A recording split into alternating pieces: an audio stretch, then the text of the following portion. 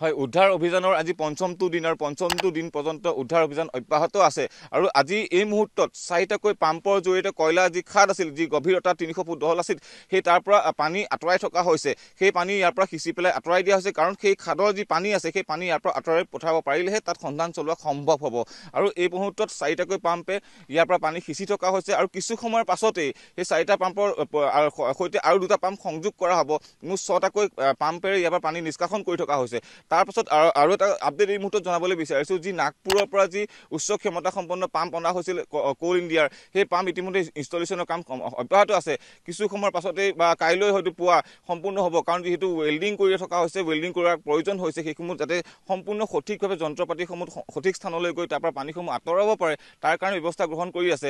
আৰু যি পৰিস্থিতি হৈছে ইয়াত যথেষ্ট সকলোৱে যুদ্ধকালীন তৎপৰতাৰে এই উদ্ধাৰ অভিযান অব্যাহত ৰাখিছে।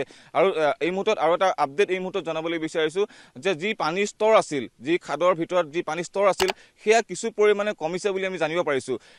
সেই পানী যেতিয়া সম্পূৰ্ণভাৱে নাইকিয়া হ'ব, তাৰ পাছতহে সেই স্থানত আচলতে যি গভীৰ অংশত, সকলোতকৈ গভীৰ অংশত আচলতে কাৰোবাৰ সন্ধান পোৱা যায় নে নাযায়, কাৰ কি পোৱা যায়, সেয়া সময়ত গম পোৱা যাব। গতিকে দেখিবলৈ পোৱা গৈছে যে যি উদ্ধাৰ অভিযান আছে সেয়া সম্পূৰ্ণ যুদ্ধকালীন তৎপৰতাৰে আজি পঞ্চমটো দিনতো অব্যাহত আছে আৰু কিছু সময়ৰ পাছতেই এই যি উদ্ধাৰ অভিযান সেয়া আজিলৈ সমাপ্ত কৰিব, যিহেতু ইতিমধ্যে নিশা হৈ আহিছে। সতীৰ্থ ভিডিঅ' জাৰ্নেলিষ্ট মানৱৰ সৈতে দেৱাশিষ কাকতীয়া, DD নিউজ গুৱাহাটী।